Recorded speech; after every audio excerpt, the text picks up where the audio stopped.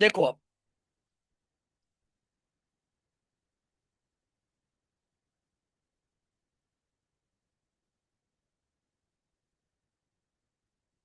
लिखो एग्जाम्पल।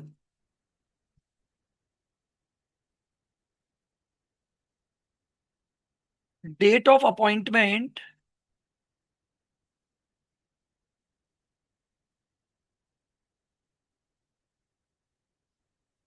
ठीक है, डेट ऑफ अपॉइंटमेंट आपको दिया हुआ है 1 जून 2022।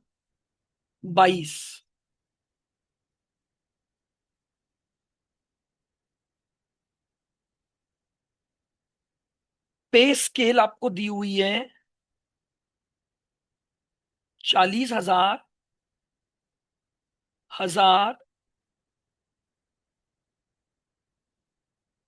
50,000।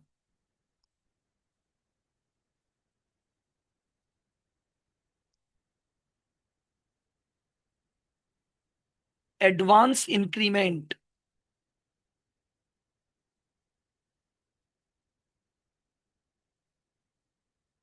On appointment.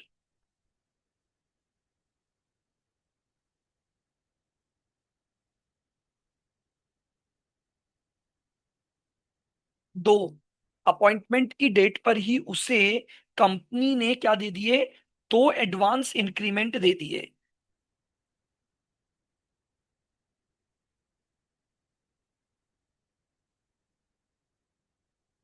On 1 March 2024,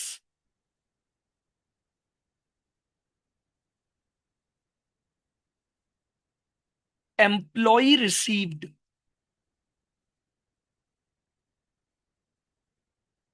advance salary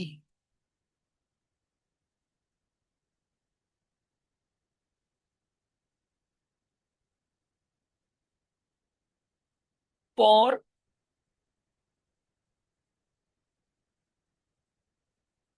4 months.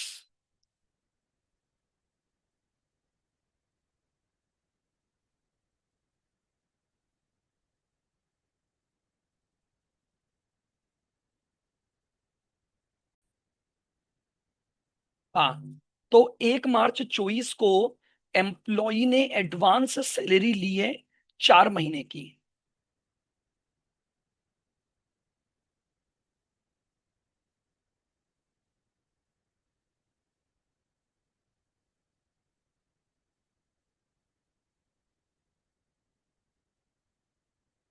Calculate basic salary for assessment year.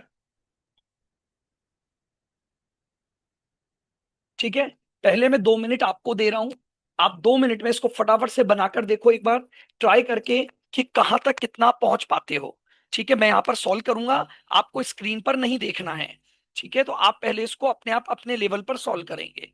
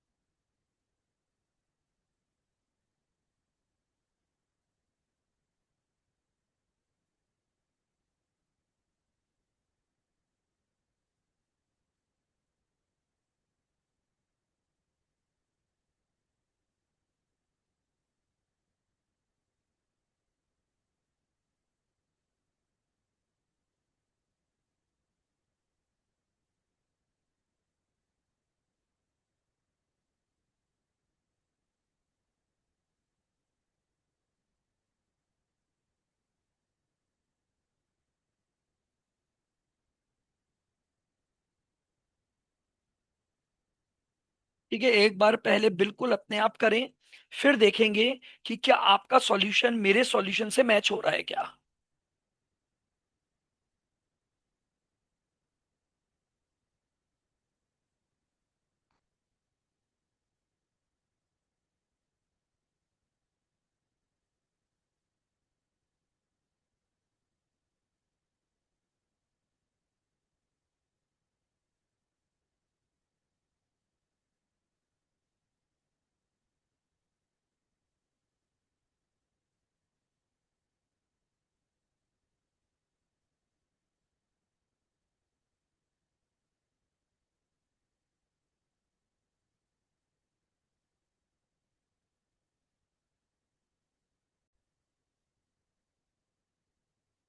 42 के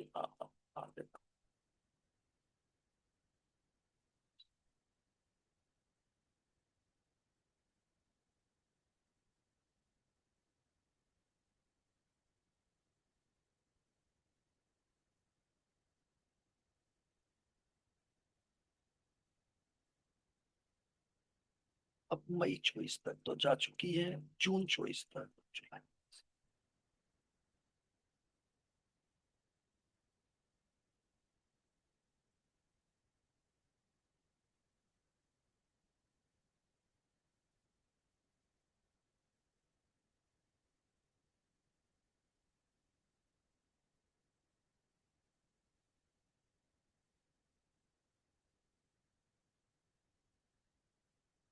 आपने कर लिया हो तो चेक करो यही आ रहा है क्या आंसर, और मुझे बताओ।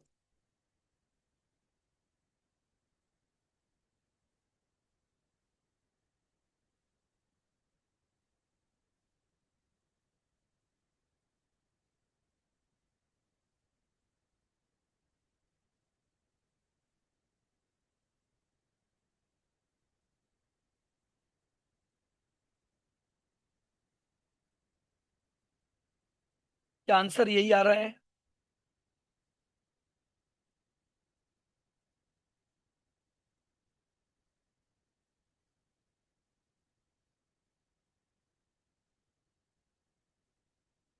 बिल्कुल ठीक है, मंथ जुलाई से मार्च आएंगे, क्योंकि जून तक का एडवांस आप ले चुके हो। तो आपके जो मंथ काउंट होंगे वो जुलाई से मार्च, तो कितने महीने हुए?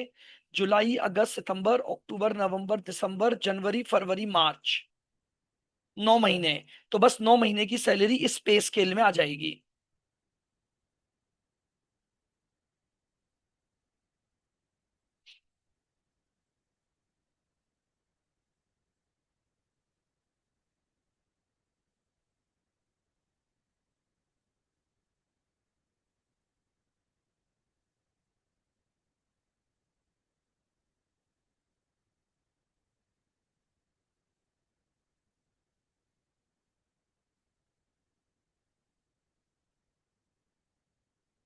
अब आ गया एडवांस का पॉइंट समझ में?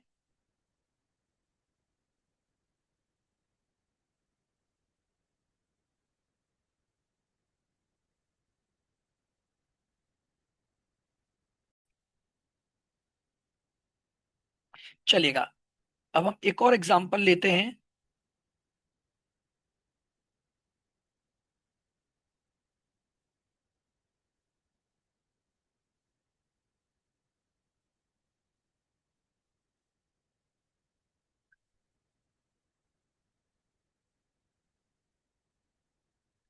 Date of appointment 1 July 2022।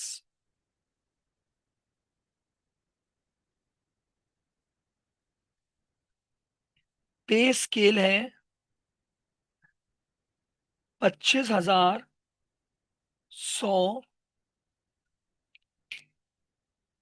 से 27,000।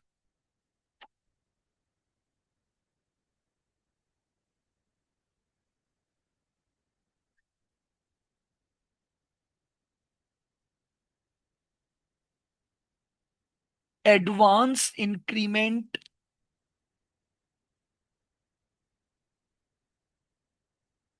By employer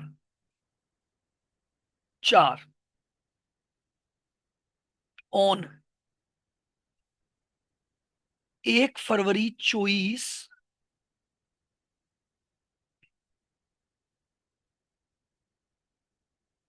employ receive 1 February 24, employ receive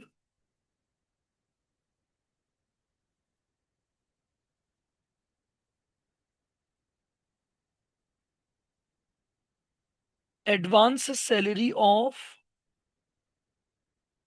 5 month on 1 February 25।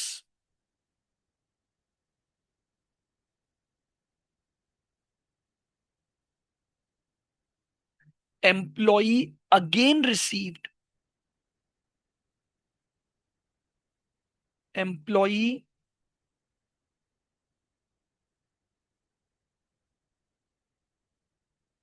Again received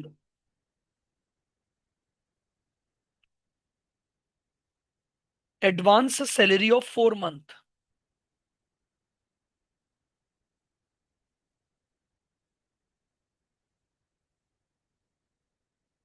again received advance salary of 4 month, calculate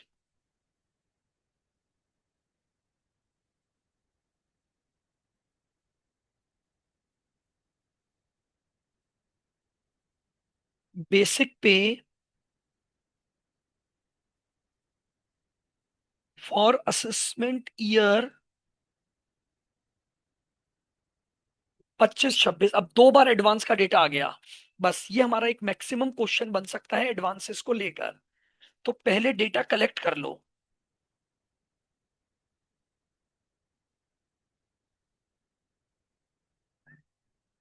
हमारा जो प्रीवियस ईयर है, सॉरी,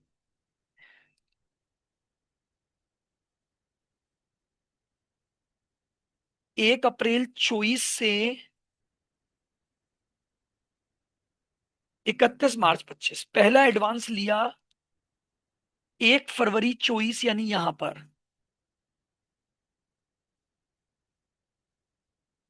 ठीक है, कौन कौन से मंथ का लिया? 5 महीने, तो इसने लिया होगा फरवरी, मार्च, अप्रैल, मई, यानी जून 24 तक का। तो पैसा वो फरवरी में ले चुका है, तो वही टैक्स लग गया होगा। लेकिन एक और समस्या हुई, 1 फरवरी 25, यानी यहां पर उसने फिर 4 महीने का एडवांस ले लिया। तो फेब 25, मार्च 25, अप्रैल 25 और मई 25। ये तो मैंने पहले उसके सारे एडवांस सैलरी के रूल लिख लिए। अब पहले उसकी पे स्केल तक निकाल लेते हैं। 1/7/22 से 30 जून 23, 25,000 और 400 रुपए के इंक्रीमेंट हुए। तो 25,400 उसकी पहली सैलरी बनी।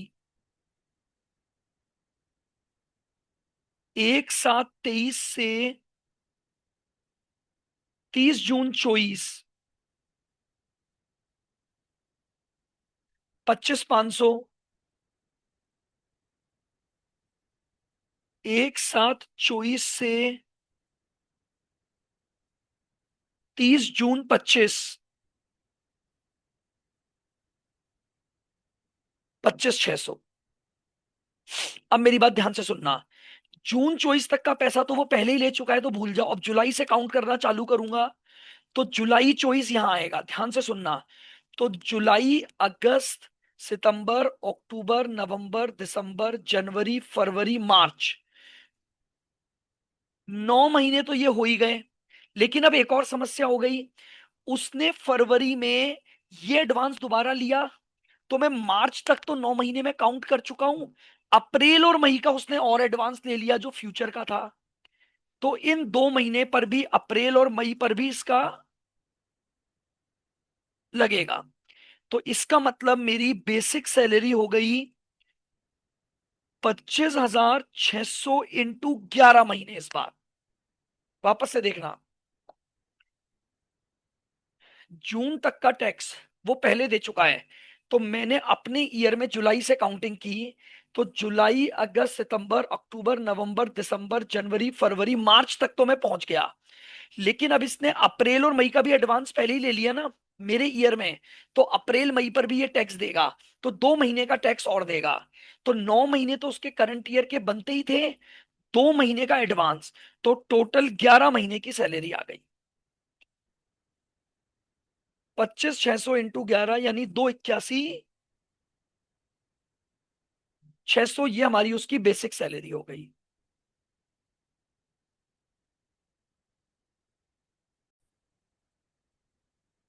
चलेगा। अब हम एक दो क्वेश्चन बेसिक पे कर और करते हैं, एंड देन फिर हम उसके बाद आगे बढ़ेंगे। तो लिखेंगे example.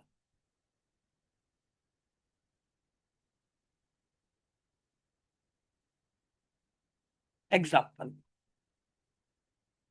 Mister A appointed on 1 July 2020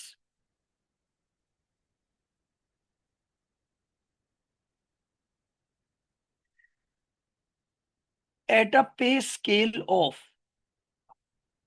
at a पे scale of 12,000, 2,000,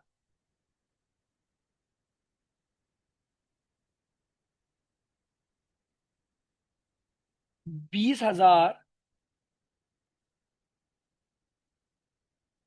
4,000,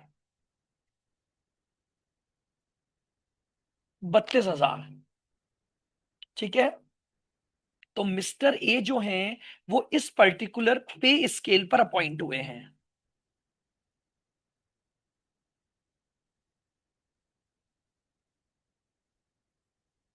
employer provide to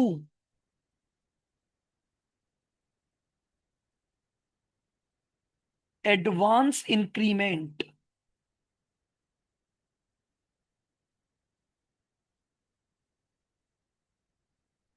on date of appointment.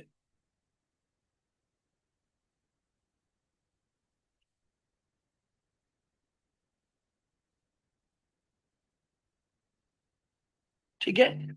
उनके एम्प्लॉयर ने अपॉइंटमेंट की डेट पर क्या किया है, उन्हें 2 एडवांस इंक्रीमेंट दिए हैं on 1 February 2024। 1 February 2024 mister A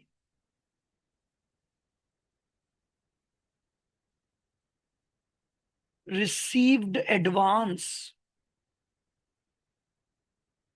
salary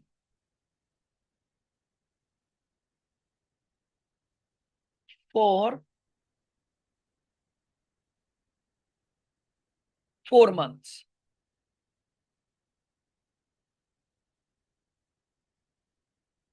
calculate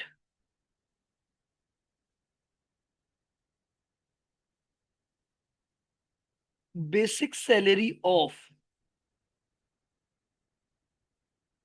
mister A for assessment year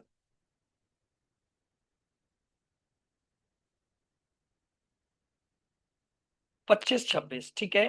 अब हमें इसकी पे स्केल निकालनी है, बेसिक सैलरी। सबसे पहले तो हमने ये रूल पढ़ा था कि हमारे पास सैलरी से रिलेटेड 2 रूल होते हैं। एक, अगर salary last day of same month due हो रही है तब तो हमारा ईयर लिया जाता है अप्रैल से मार्च तक। और अगर salary first day of next month due होती है तो हमारा जो ईयर लिया जाता है वो हम लेते हैं 1 मार्च से 28 फरवरी। और अगर क्वेश्चन साइलेंट है तो हमें हमेशा हमारा जो प्रीवियस ईयर लेना है वो अप्रैल से मार्च। तो देखो, सॉल्यूशन करने का तरीका क्या होता है। सबसे पहले अपना प्रीवियस ईयर लिख लो जिसकी आपको इनकम निकालनी है। तो प्रीवियस ईयर हमारा हो गया 1 अप्रैल 24 से 31 मार्च 25। क्लियर बिल्कुल। ये हमारे पास हमारा क्या आ गया, प्रीवियस ईयर आ गया। अब अपॉइंटमेंट से लेकर प्रीवियस ईयर तक की सैलरी निकालो। तो देखो, 1/7/2020 से 30 जून 2021, उसकी सैलरी कितनी होगी, 12। और 2 बार उसे एडवांस इंक्रीमेंट मिला, तो 4,000 का एडवांस इंक्रीमेंट मिला, तो उसकी सैलरी हो गई 16,000। 1/7/21 से 30 जून 22, फिर 2,000 का इंक्रीमेंट होगा, तो मिले 18,000।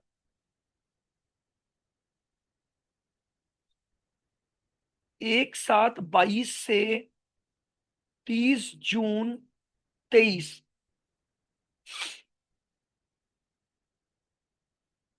20।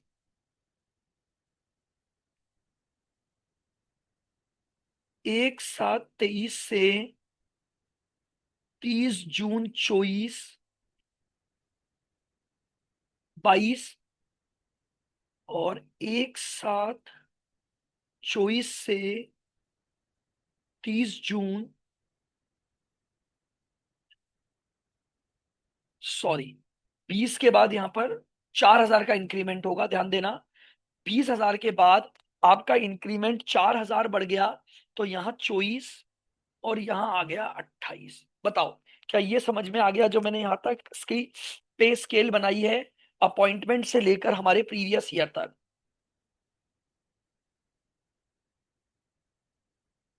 अब देखो,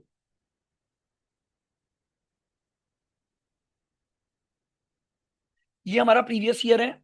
उसने 1 फरवरी 24 को, मेरा ईयर कहां से चालू है, 1 अप्रैल 24 से, उसने क्या किया, यहां पर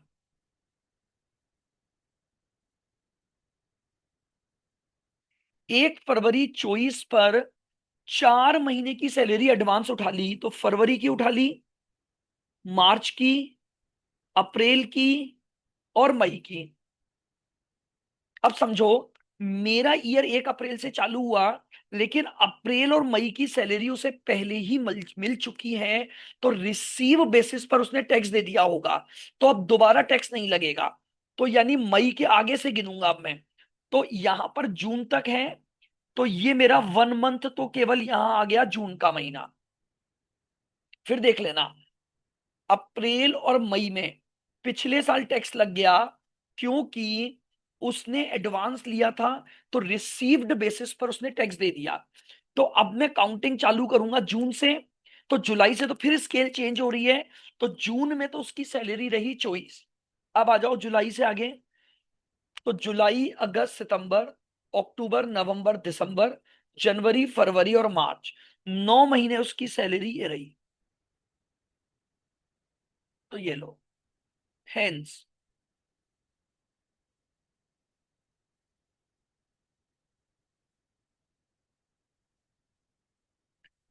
बेसिक सैलरी हो गई उसकी 24,000 इंटू 1 प्लस 28,000 इंटू 9, 24 प्लस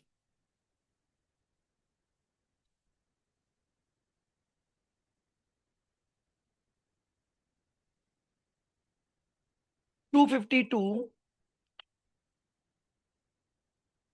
ये मेरे पास आ गया, ये मेरा आंसर हो गया।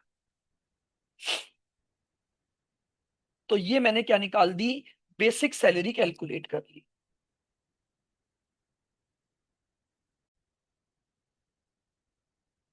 आइएगा, अब देखो, बेसिक सैलरी के बाद हमारा सैलरी हेड में अगला जो टैक्स ट्रीटमेंट है वो है एन्यूटी अमाउंट को लेकर। एन्यूटी क्या होता है, एक अमाउंट है जो एनुअल बेसिस पर किसको मिलता है, एम्प्लॉयर के द्वारा एम्प्लॉय को मिलता है, उसे हम बोलते हैं एन्यूटी अमाउंट। समझना टैक्स का प्रोविजन क्या है। अगर मान लीजिए किसी भी एम्प्लॉय को अपने प्रेजेंट एम्प्लॉयर से एन्यूटी का कोई पैसा मिल रहा है, तो वो fully taxable as salary. The reason being, जब उसे अपने प्रेजेंट एम्प्लॉयर से पैसा मिल रहा है, तो ये पैसा एम्प्लॉयर एम्प्लॉय रिलेशनशिप की वजह से मिल रहा है, तो इसलिए वो टैक्सेबल होगा सैलरी हेड में। अब सुनना,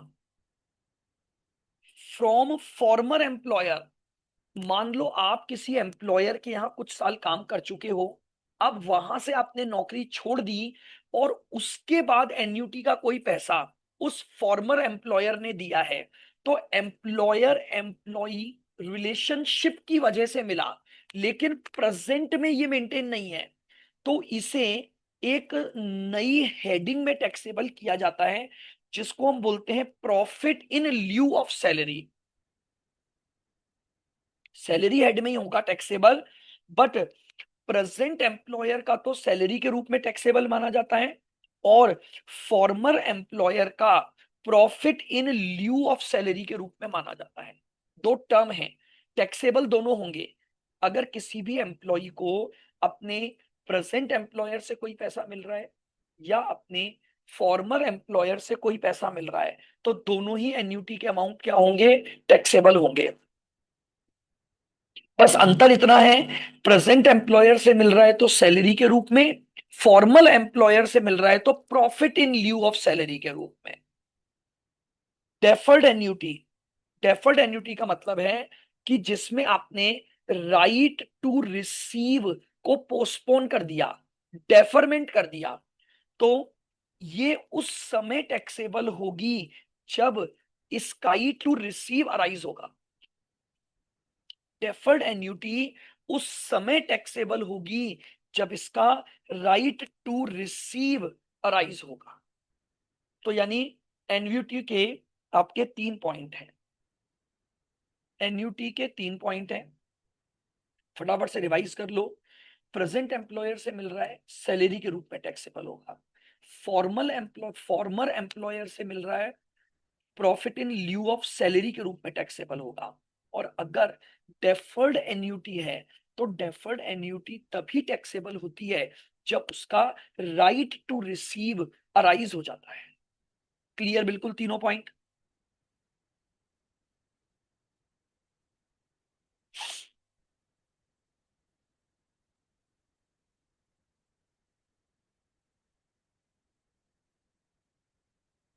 आइएगा, अब हमारे पास हमारा सबसे इंपॉर्टेंट पार्ट आता है, रिटायरमेंट बेनिफिट्स। सुनना ध्यान से, देखो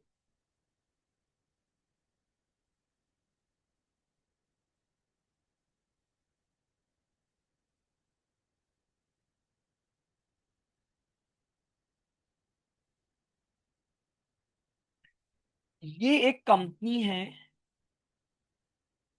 एक्स लिमिटेड,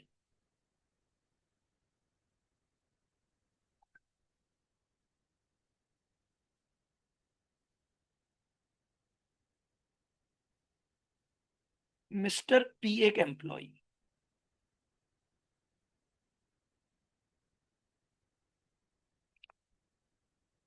ठीक है? अब सुनोगे बिल्कुल ध्यान से,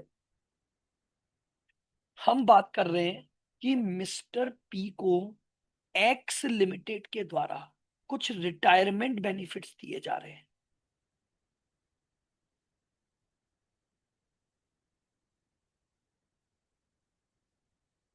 क्या दिए जा रहे हैं?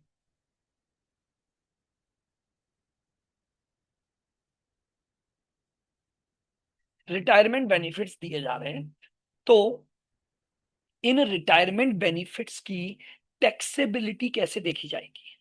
अब सबसे पहला रिटायरमेंट बेनिफिट हम बात कर रहे हैं ग्रेच्युटी का। सबसे पहला जो हम बेनिफिट बात करेंगे वो क्या है हमारे पास? ग्रेच्युटी।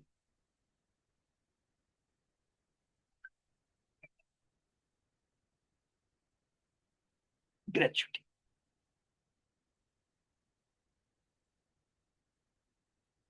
अब सुनना, for the purpose of tax treatment of gratuity, employees की कैटेगरी को 3 हिस्सों में बांटा गया है।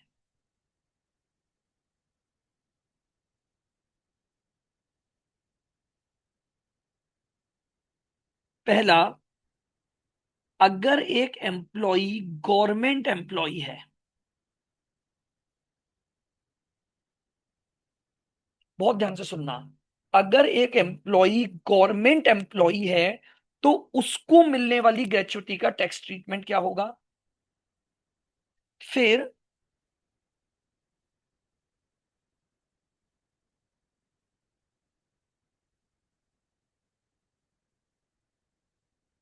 एम्प्लॉइज कवर्ड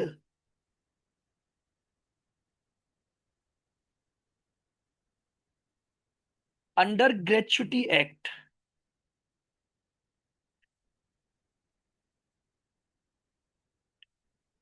दूसरी कैटेगरी बनाई गई है उन एम्प्लॉय के लिए ग्रेच्युटी का टैक्सेबल ट्रीटमेंट।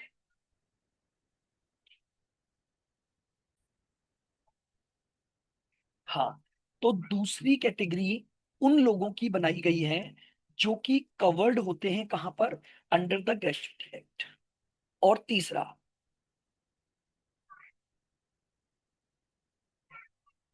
तीसरा है अदर, तीसरा है अदर एम्प्लॉय।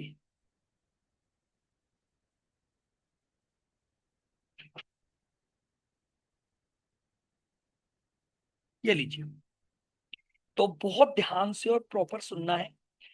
ग्रेच्युटी के टैक्सेबिलिटी के ट्रीटमेंट के लिए एम्प्लॉयज की तीन कैटेगरी बनाई गई है। एक, गवर्नमेंट एम्प्लॉय। दूसरे, जो ग्रेच्युटी एक्ट में कवर होते हैं। और तीसरे, जो रिमेनिंग अदर एम्प्लॉयज हैं।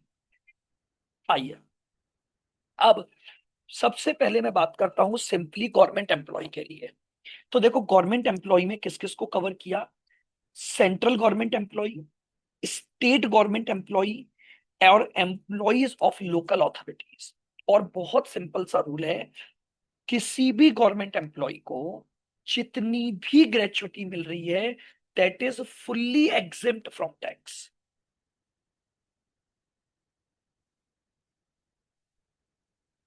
यानी इसका रूल बिल्कुल सिंपल है।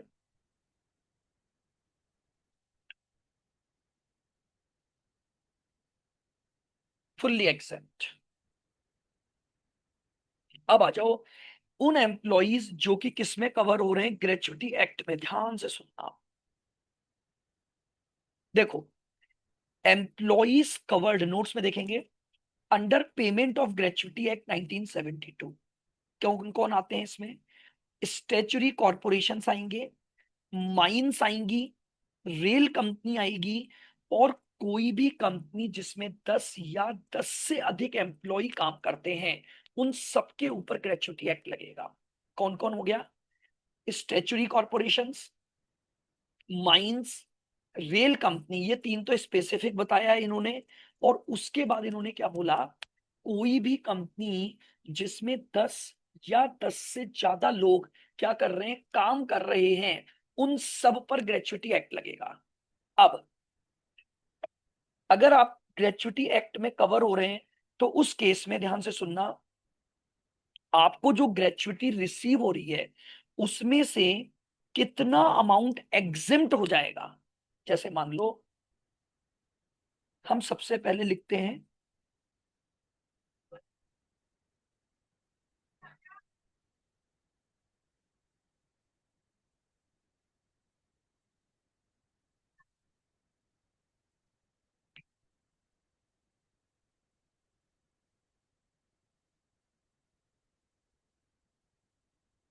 ग्रेच्युटी रिसीव लिखेंगे, इसमें से लेस कर देते हैं एग्जिम्प्ट अमाउंट। ठीक है, और जो रिमेनिंग बचता है वो आता है टैक्सेबल पोर्शन।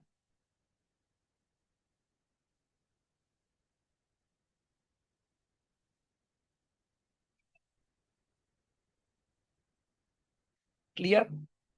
प्रेजेंटेशन क्या होगा? ग्रेच्युटी रिसीव्ड, उसमें से लेस करेंगे एग्जिम्प्ट अमाउंट, तो आ जाएगा टैक्सेबल। अब एग्जिम्प्ट कितना होगा बात ही आती है।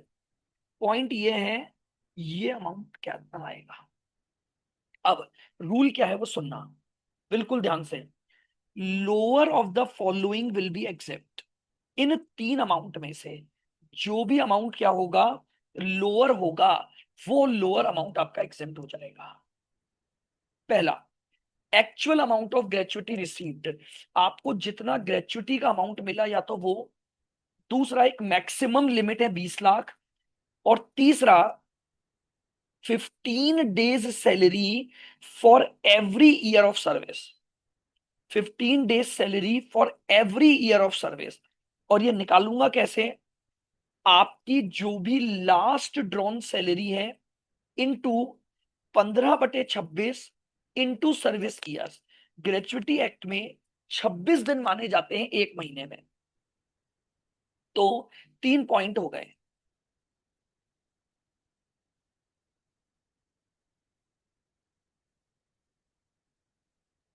देखना ध्यान से, ग्रेचुइटी एक्ट में जब आ रहे हो आप, पहला पॉइंट है जितना भी आपको एक्चुअल अमाउंट रिसीव हुआ वो हो गया। दूसरा पॉइंट आपकी मैक्सिमम लिमिट है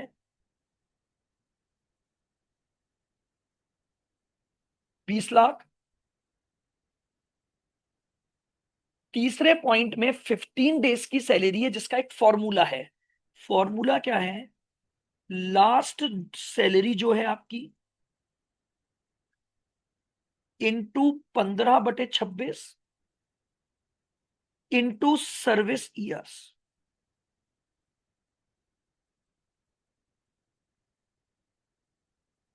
बिल्कुल धीरे धीरे और आराम से। लिमिट याद करो फटाफट से। पहला पॉइंट एक्चुअल अमाउंट रिसीव्ड। दूसरा हो गया मैक्सिमम 20 लाख। और तीसरा एक फॉर्मूला है last salary into 15/26 into service years. अब लास्ट सैलरी का मतलब क्या है? लास्ट सैलरी का मतलब होता है आपने जब रिटायरमेंट लिया उससे जस्ट पिछले महीने की सैलरी। लास्ट सैलरी का मतलब है, जैसे मान लो फॉर एग्जांपल मैं जून में रिटायर हुआ, तो जून में अगर मैं रिटायर हुआ तो मेरी लास्ट सैलरी क्या रही होगी? मई की सैलरी रही। तो मैं वो सैलरी ले लूंगा जो लास्ट सैलरी मुझे मेरे एम्प्लॉयर से मिली है। और इसमें दो चीजें आती हैं।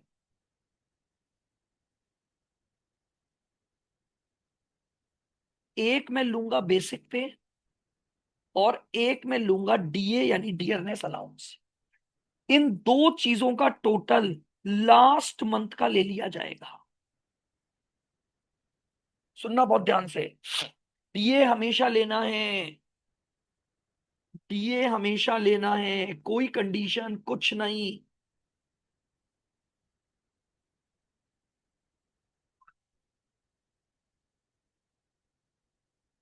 Always.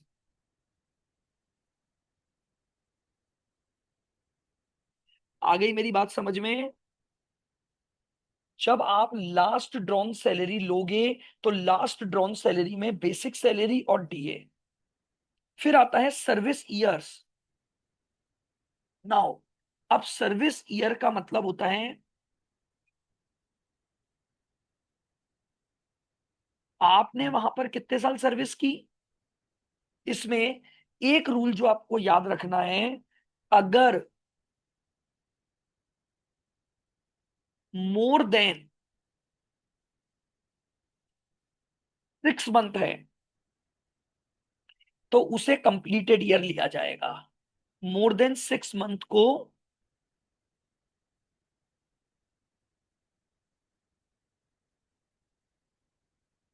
Completed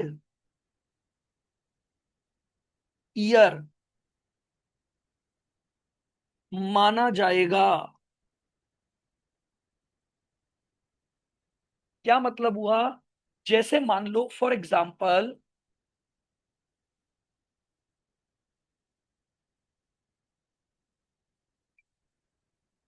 mister A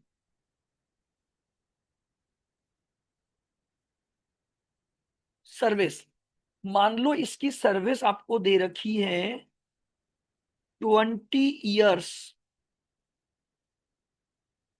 and 8 month.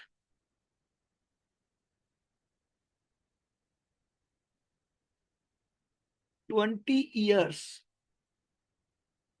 and 6 month, 20 years and 3 month, इस तरह का आपको डेटा दे रखा है सर्विस ईयर की कैलकुलेशन के लिए। यहां लिए जाएंगे 21 years, यानी मोर देन अगर 6 मंथ हो गए तो उस साल को कंप्लीटेड ईयर में कन्वर्ट कर दिया जाएगा। ध्यान रखना, मोर देन 6 यानी ये रहेगा 20 साल, और ये रहेगा 20 साल। अब बताओ, ये मैंने आपको जिन एम्प्लॉय के ऊपर ग्रेचुइटी एक्ट एप्लीकेबल हो रहा है, उस ग्रेचुइटी एक्ट वाले एम्प्लॉय की ग्रेचुइटी की जो एग्जिम्पशन लिमिट है वो आपको समझाई कि इन तीनों में से जो मिनिमम होगा हम उस मिनिमम को एग्जेम्प्ट कर देंगे, और जो रिमेनिंग सैलरी है हमारी वो क्या होगी, टैक्सेबल होगी।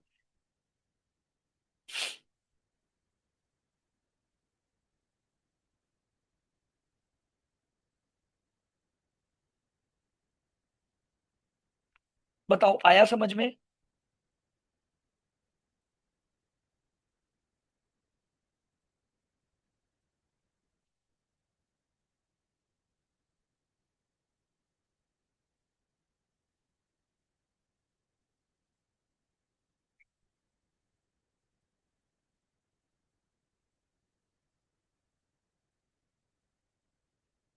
देखो example,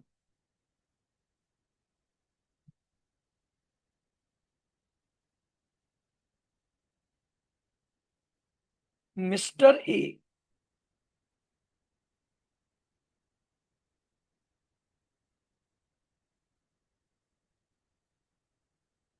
N employ of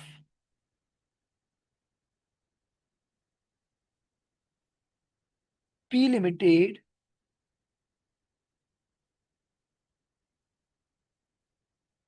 received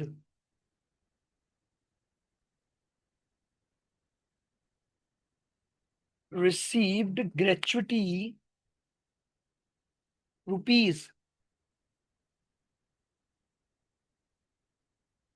18 lakh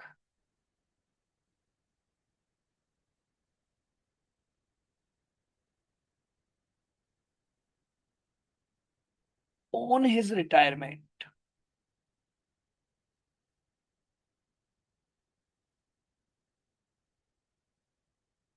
on 1 फरवरी 2025। ठीक है, मिस्टर ए जो हैं उन्हें 18 लाख की ग्रेचुटी मिली है 1 फरवरी को रिटायर होने पर।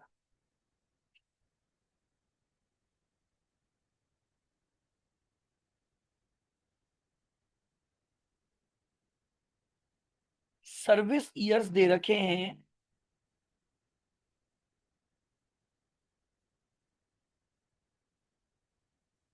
20 years एंड 7 मंथ। उसके जो सर्विस ईयर्स दे रखे हैं वो 20 साल और 7 महीने।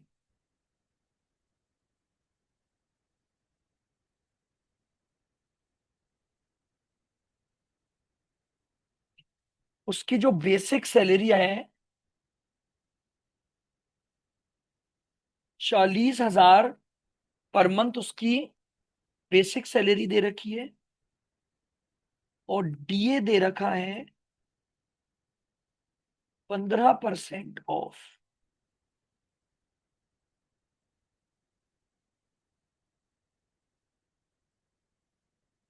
15% of basic salary.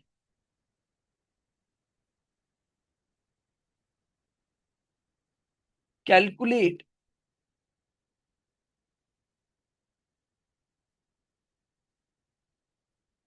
Taxable amount of gratuity.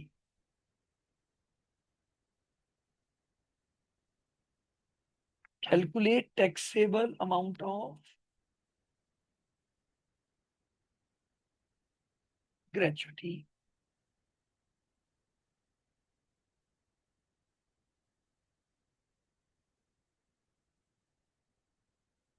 Mister A covered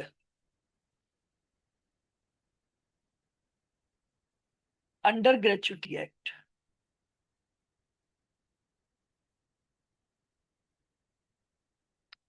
ये लीजिए, ये हमारे पास एक छोटा सा एग्जांपल हो गया है। एक ऐसे एम्प्लॉय को जो कि ग्रेचुटी एक्ट में कवर हो रहा है, हमें क्या निकालना है, उसका ग्रेचुटी का टैक्सेबल अमाउंट निकालना है। तो टैक्सेबल निकालने के लिए पहले मुझे क्या निकालना पड़ेगा, एग्जेम्प्ट अमाउंट निकालना पड़ेगा।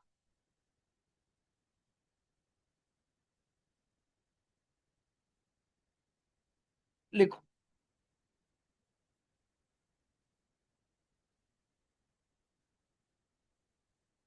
Lower of the following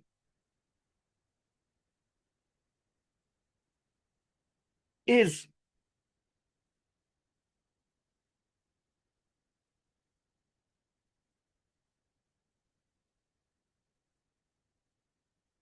exempt from tax। lower of the following is exempt from tax। पहला,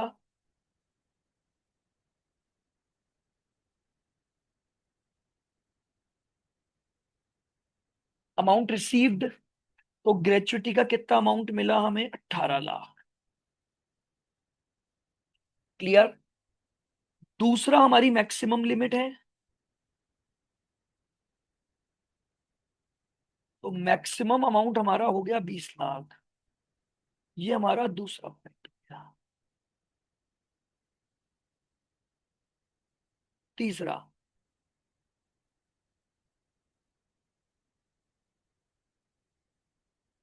last drawn salary into 15/26 into service years. आओ, लास्ट ड्रॉन सैलरी का मतलब क्या था, उसकी लास्ट मंथ जो उसने सैलरी उठाई और जितना डीए। तो देखो 40,000 तो उसकी सैलरी थी, और 40,000 का 15% उसे डीए मिल रहा है,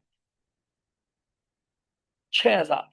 तो उसकी लास्ट ड्रॉन सैलरी का टोटल हो गया 46,000 इंटू 15/26 इंटू सर्विस ईयर कितने, 20 साल और 7 महीने, तो 21।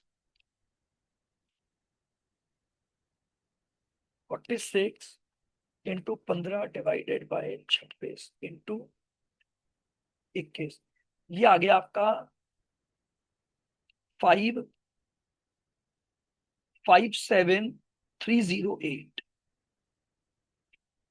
बस ये तीन अमाउंट आपको निकालने थे, last on salary into 15/26 into service years. अब इन तीनों में से मिनिमम क्या है, लिख दो हैंस।